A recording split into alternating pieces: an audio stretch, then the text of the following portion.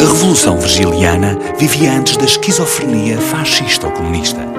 Como diria um dia, o comunismo distingue-se fundamentalmente do fascismo porque foi o primeiro.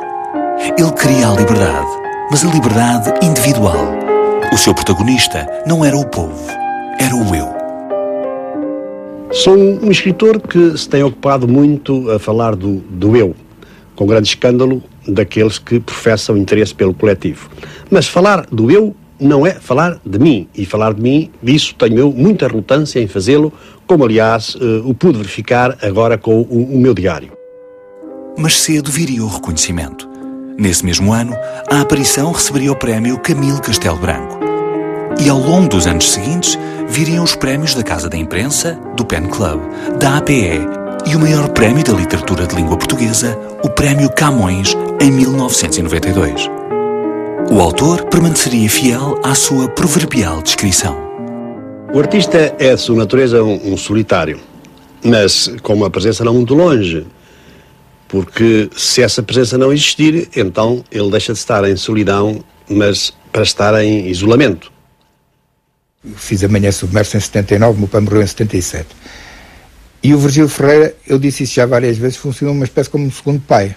Nunca será demais meditares a graça infinita do Senhor, que vos foi distinguir entre tantos, para serdes na terra os seus representantes e os obreiros da salvação dos homens.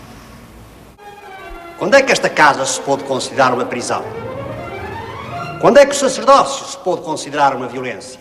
O Virgílio Ferreira teve uma relação comigo absolutamente única. Eu disse que gostaria muito de fazer Amanhã Submerso, e ele disse, sim senhora, está aqui, faça. E eu disse, eu vou fazer. Nunca se sabe o que é que vai sair. Não há problema. Você faz o filme é seu. O romance é meu, e se sair... Se o filme... Eu julgo que ele me disse isto mesmo assim. Se o filme sair uma grande merda, é seu. O romance continua a ser uma grande merda ou não, mas é meu. No final da década de 70, o país enterrara a ditadura e fizera a sua revolução. Virgílio experimentava agora o cinema na adaptação de outro romance seu, Manhã Submersa. O homem que enterrara Deus não resistia a uma perversidade mais. Vestir a pele do reitor que o atormentara nos anos do seminário. O escritor do eu transformava-se por instantes no outro. Nenhum sofrimento pode pagar o benefício de Deus.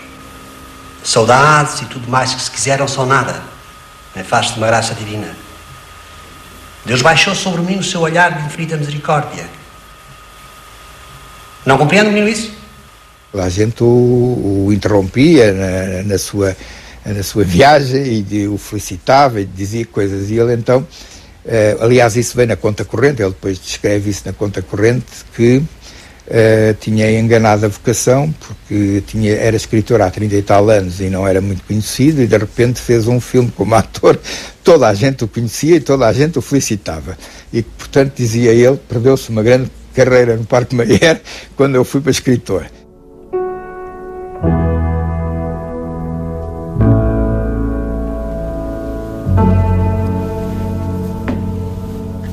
O ano letivo chega ao fim. Alberto Soares é colocado em Faro e vai deixar a cidade onde, afinal, nunca chegou a entrar.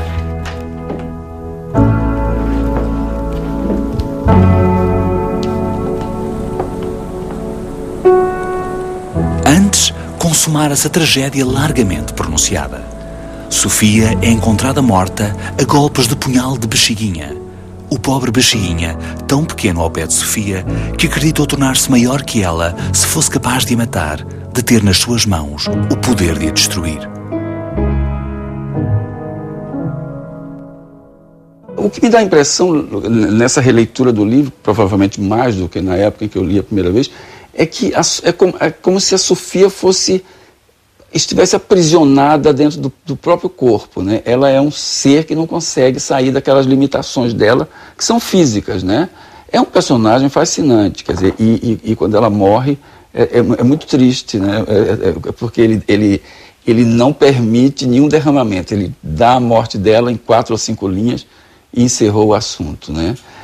A Sofia é um grande personagem. Eu te confesso que na galeria de personagens da literatura portuguesa, que tem grandes mulheres, sem dúvida, a Sofia, para mim, tem um lugar reservado sempre, né?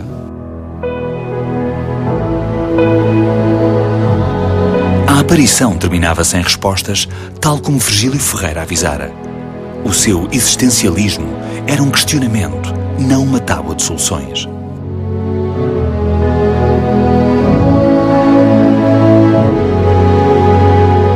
Portanto, eu tinha um problema. Justificar a vida em face da inverossimilhança da morte. E nunca mais, até hoje, eu soube inventar outro.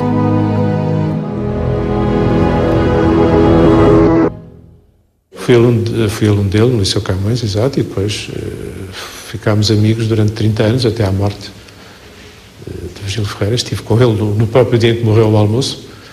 Foi, portanto, uma grande surpresa ele ter morrido, mas acontece. Morreu Virgílio Ferreira. O escritor sucumbiu a doença cardíaca na sua residência em Lisboa ao fim da tarde. Tentámos a abordagem à família, não nos foi possível e também os vizinhos parecem, de facto, não saber de nada. No entanto, a notícia é confirmada. O escritor e poeta português morreu como sempre quis, em paz. O funeral do escritor, à meia da tarde de hoje, na aldeia de Mel, na Serra da Estrela, foi tão discreto como a sua própria vida. Eis-te pronto, meu velho, para a grande viagem. Nada mais há na vida do que beber até ao fim o vinho da iluminação e renascer outra vez. Vivi, agi, toquei com as mãos tanta ilusão consistente. Depois, a ilusão desfez-se. Mais real do que o nascer era o morrer, porque quem nasce é ainda nada. Um homem só é perfeito, só se realiza depois de a morte o não poder surpreender.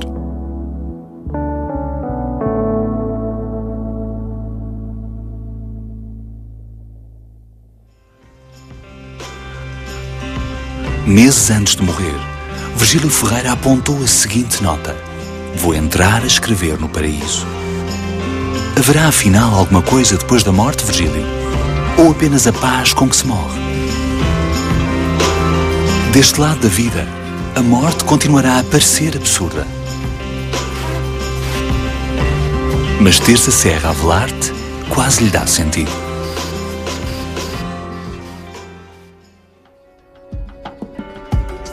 Muitas obras da literatura ficam presas às circunstâncias do seu tempo. Não é o caso de Aparição. O problema que nos coloca é válido em Évora, Lisboa, Tóquio, Nova Iorque, nos anos 50, em 2009, em 2100. A certeza da morte coloca-nos diante de nós mesmos e obriga-nos a fazer perguntas. Quem somos? Quem queremos ser enquanto estamos vivos? E só uma certeza existe. Só eu escrevo o meu destino. Só você escreve o seu. O que é que vai escrever?